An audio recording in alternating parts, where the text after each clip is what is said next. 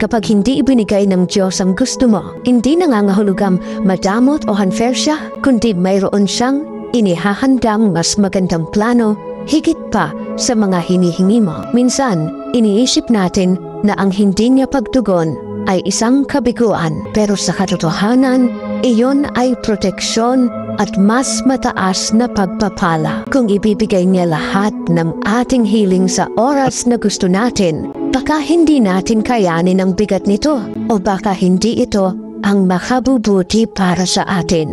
Kaya mahalagang matutunan nating magtiwala sa proseso ng Diyos. Ang kanyang mga plano ay laging mas mataas kaysa sa ating plano, at ang kanyang kaisipan ay higit na mas dakila kaysa sa ating kaisipan. Sa mga oras na hindi natin maintindihan, tandaan natin na ang Diyos ay laging tapat.